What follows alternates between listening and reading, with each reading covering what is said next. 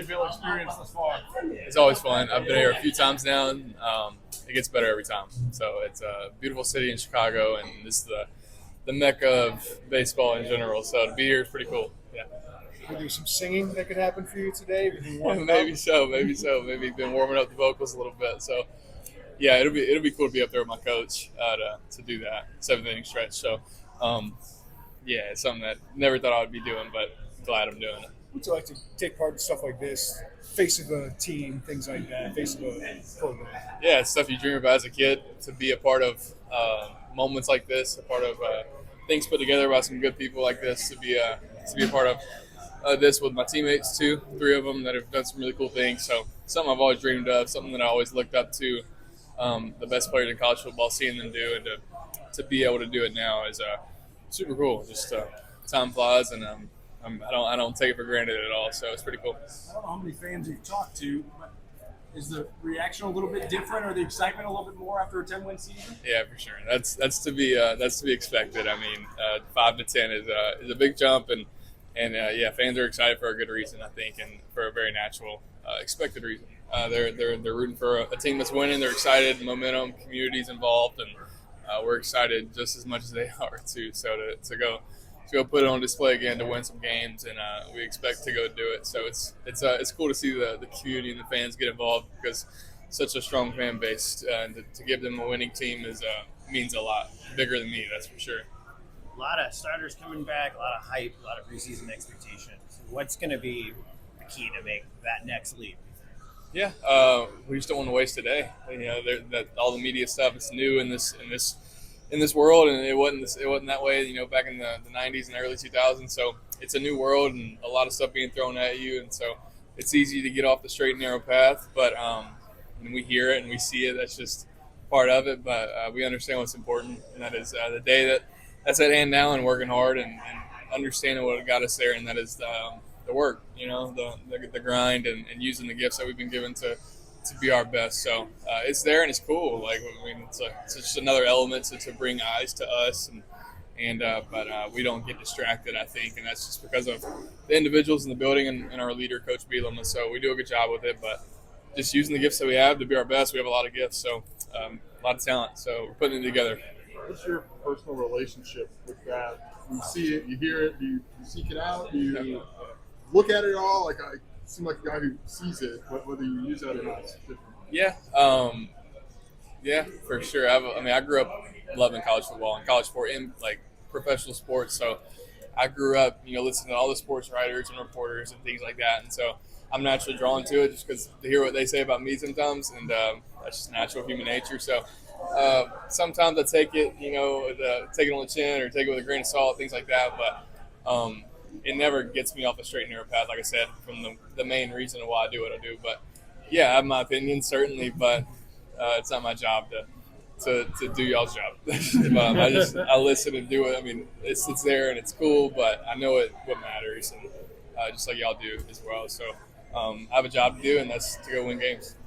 Has Gabe reached everyone thinks about the quarterback, but does he have a lot of people stopping him up here, and as many Illini fans now who know who Gabe Hackett is as they do? Probably. He's easily knows. Well, he's a big ass dude, and can get a quarterback. But yeah, he's done some good things, and actually I haven't seen him much today, so I don't know, but I imagine so. He's easily recognizable with that logo on his chest and what he's done. He's been on TV a good bit for a lot of good reasons, so I imagine so. And he's going to make a lot of money in the NFL one day, so probably. I ain't been around him a whole lot today, but yeah, I would be surprised if not. Does it feel different being out in the world somewhere other than Champaign, representing Illinois football, than it did a couple of years ago, or first time you did it? How does it feel now? Yeah, the energy and vibe towards Illinois football and Illinois athletics in general is just totally shifted, flipped 180. I mean, I just left Barstool Sports, literally the headquarters, and they wanted to talk to Illinois football players and the coach, and in 2022, 2023, that's not happening. That's just the bottom line, and even in the past. So it's cool, man, to be a part of it, to be in the position that I'm in, and something I dreamed about and I worked really hard for. So yeah, the tide just definitely turned in a good way, and hopefully it'll keep that trend going, and I think it will with the pieces that we have and the coach, and the fans, the community. It's all in a good spot. So doing all things good. What did your friends and peers in Mississippi, SEC country, what kind of stuff did they say? What did the expressions on their faces look like when you told them, I'm going to Illinois? And what do you hear now? Is there more awareness? More are they more impressed? Maybe. I mean, I surround myself with a lot of good people. I really do, and my circle's pretty tight. So they were more involved and engaged with where I was going and my decision and things like that, just as much as I was, because they wanted to see me do well and compete and to win and just to be happy. And so and they trusted me in what I was doing. They knew I would put the right factors in their proper place to make a good decision. So yeah, they had their presuppositions about the Illinois program, and so did I. But I knew it was the right opportunity for me and to be a part of the program. So they were more excited than I was for the opportunity, because they love me and they want the best for me. So, but yeah, I mean, certainly they doubted probably as human nature would, but man, they're not surprised. They see the work that I do, and they understand that we do a lot of good things up here. So, and yeah, so probably their energies and vibes are different, but it's just human nature. Not a winning program in the past. Now we are, and so here we are. You had to get yourself over some kind of a mental hump, right? To say, yes, I do want to go to Illinois. To get all the way there, or you were ready to sign. How good of a decision was it as you reflect on it? Yeah, for sure. It's definitely a mental hump. It's a long way from home, I'll tell you that. And I didn't, out of high school, I didn't have a Big Ten offer at all. So it's something that's super foreign to me. I didn't grow up watching Big Ten football, and so it was definitely a hump that I had to get over. But I knew it was the right thing to do, and I knew that hump and that change and that growth would only bring out the best in me. So it was definitely difficult, because it was change and growth, new people, new area, new everything. So it's some days I'm getting over that hump still too, but I know it's that hump that makes me who I am every single day. And don't take it for granted, but certainly I think attack that hump in the right way, I guess you could say. So with the help that have been around me, so it's been great. It's my family's grown to love this place, Illinois, Chicago, Champaign, whatever it is, and so have my friends. They all got their calendars circled off for the dates that they'll be up here to watch, and it's a good time to be an Illinois football fan. How important is it for the team to have fun nights like these and take the focus off of football? I mean, it's awesome, because we do a lot of football. You do a lot of sports writing and things like that. To be able to get out of your environment and just to be yourself and to do something different, it's cool, especially with the people you love and your teammates that you work really hard with. To be able to learn more about Josh Cruz and Geske and Gabe and just natural human environments is cool. It is. It's different, and it's a different variety of people that you come across, and to be in a place like this is, I mean, it's certainly a positive. I'll say that. It's hard to find a negative out of this thing. So it's a cool core memory moment, and that's just the bottom line. So I'll remember it for a long time to the day I die. So really cool. Have you gained any during your time at Illinois? Have you gained any potential fandom for the Cubs or Eagles during your time here? I guess I hear a lot about it, so I guess naturally I'm drawn to it. I grew up not even I didn't really have a baseball team. Being in Mississippi, there's the nearest team's the Braves, which is 5 hours away. So naturally I didn't have a team, so I watched a lot of players, and even in the NFL I don't really have a team. I just like players. So yeah, this is giving me a reason to root for somebody too. So it's cool, even whether it's the Bulls, the Cubs, the White Sox, the Blackhawks, whatever it is. So it's cool, even to see the Pacers are close. So it's cool to have a reason to root for somebody. So yeah, it's cool. Sorry about that, Chicago. I know. I was hesitant to speak that, but I don't know. Who are your players, your NFL players? Quarterbacks? Yeah, That's just for in sure. general. Yeah, I know. I mean, I imagine. I know, yeah, for sure. The best of the best. I mean, the people that you watch, people I watch. I watch Mahomes, Burrows, Allens, Lamars, for good reasons. They're the best at what they do. But even the Russell Wilsons and people like that who carry themselves with great character and what they do and their skill sets, people who mimic my game, I watch them all really and take a lot from each one of them. But Mahomes is pretty box office. When he's playing, I'm tuning in, and Lamar and Burrow and Allen, the guys you watch, the guys I watch, to be honest. And I take a little bit from each of their games. But growing up, I think Russell Wilson, which is a crazy coincidence because Bielema, that's his guy. Right, yeah, so it's cool. So because I mimic his game a little bit, him being able to run a little bit, throw it well, and a winner and a guy who carries himself with good character. So I look up to him a lot. So Watch a lot of different guys, but those are the main people. Lamar. You talked about how Illinois' biggest opponent this year is Illinois. How have they kind of enforced that this summer so far, and how have they kind of done that? How have you guys kind of held yourselves accountable in that way? Because obviously expectations are. Yeah, I don't think it has to be said a whole lot to start off with. I mean, it's obviously put in the air by Coach Bielema because, we see him a lot, and that's a big message. But we have a lot of older guys who understand what's important, I think, and that's the work that we do. And we understand the talents that we have, and if we put it all together, then it really doesn't matter what we come across. If we do what we have to do and execute and our day-to-day job on the field, we're going to be in a good position to go win. Obviously, we'll face some good teams with some good talent. They're going to do the same thing, but we'll prepare as good as we can and execute as best as we can because we know we're gifted. But like I said, we understand what's important. It's a lot of older guys who have heard Coach Bielema talk a whole lot and understand what this program's about. So it doesn't have to be said a lot. It's kind of known, from the leadership and just the vibe in the locker room. Guys have done it, and they understand what's important. So,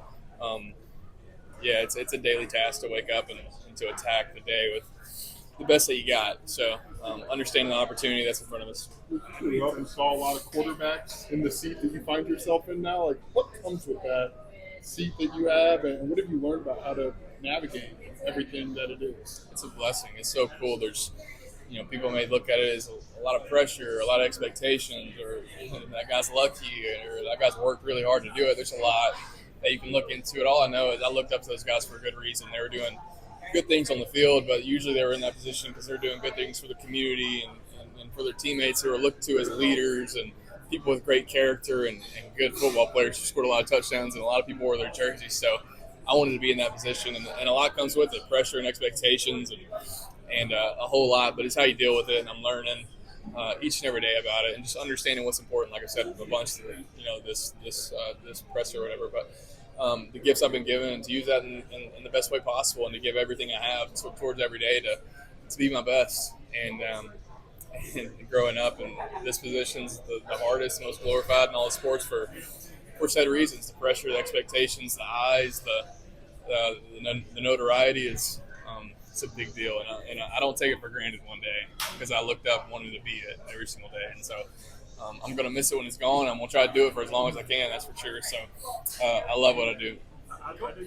You mentioned the notoriety as well with this past offseason. I heard that it's different offseasons. How gratifying is it, and what are the emotions like knowing that you still got it?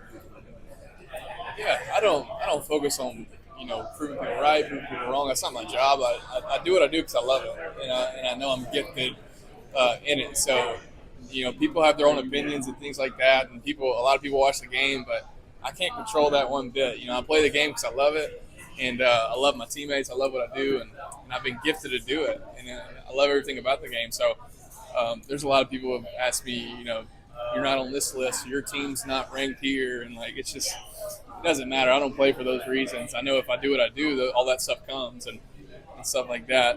But I play because I love it. I love my teammates. I love the pain of the game. I love to score touchdowns. I love to smile and celebrate after wins, and I love the agony of defeat because it makes you want to go get it even more. So it teaches me a lot about life. But proving people wrong is so fleeting and it's so shallow. It really is. So I do it because I love it and I'm gifted in it, and I want to do it for as long as I can. We'll do the show for just a couple more minutes and then start bouncing. Coach tends to do the singing. What kind of arm does he have? Could Coach Bielema get one over the plate if he needed to? Or? I don't know. We would have to. I would love to see that. But he can do it all. He can do it all. If he can, he'll figure it out. He'll make it happen. So he's probably watched a good bit of film on the singing, and if he had to go pitch, he'd figure it out. That's for sure. Did you mention Caleb Williams before when you were running down all your very favorite quarterbacks? It's crazy. Me and Caleb were in the same class coming out of high school, and so when I was at the Elite 11 in Nashville, it's usually in LA, but it was COVID, so we were in Nashville gathered together with Drake May, JJ McCarthy, Caleb, all those guys. I was a part of it, which was so cool. Something I dreamed about, and he was the MVP that year for the right reasons. He was a baller and still is, and I was even in a small group, so I got to spend some time with him, talk to him a good bit. But I think so highly of him. He is one of the most gifted players that I've ever seen, and the NFL and the Bears will ever see. That's for sure. You mentioned Lamar. I mean, Yeah. I think he's the GOAT among dual threats, or what do you like about him?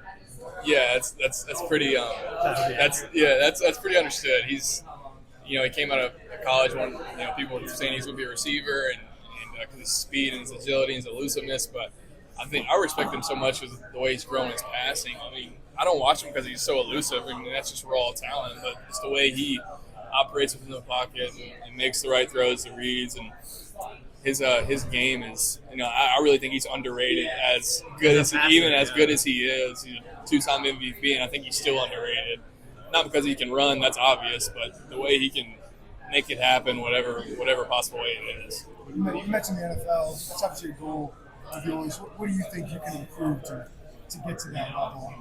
Yeah, all areas. Physically, I think is one. I mean, I want to get better on my strength, my speed, my agility, my body control. There's so many things that scouts and teams look at within a player that I can go help their team, and that's what I'm doing every single day. That's what I did this morning. To get stronger, to work on my body control, my balance, my speed, my agility, my health, my abilities to sustain a season without injury, all that stuff. So I'm working really hard to do it. I'm doing everything I can. So hopefully they see that on the field in 2025. But intangibly, that's those things I work on every single day too. I mean, the scouts and those NFL teams that pay the big bucks, they look into every little bit. So I just try to do whatever I can to do it to be in that position one day. But there's tons of areas in my game that I can get better at, and I just want to be my best. So. Let's go back to what you said about proving people wrong. Obviously, there's a lot of athletes that's their motivation. They want to prove people wrong. Did you have to lose that idea or that mentality of let me stop proving people wrong and just being the best that they can be? I guess, yeah. I mean, I guess if not everybody, but for me, for a while, yeah, I was a big prove that guy wrong or prove that guy right because I was playing for them. I wanted them to give me assurance and affirmation, and I found how shallow that was, and so I had to do some soul searching, work on my faith a little bit, really attack what's the most important in my life is my faith, and it's proven to be the rock that I stand on, and certainly not playing for others and what they think of me because at the end of the day, everybody's really worried about their own selves, their own problems, their own lives. So, like I said, I play because I love it, and I also play because I know I've been gifted by the man above to do it. And so I want to do it for as long as I can. I understand the platform that it gives me to be able to do what I do, and playing for Joe's opinion about me across the street is, man, it's such a shallow and fleeting pathway to walk. So, and I learned that the hard way, fortunately. So, very blessed that I learned that lesson.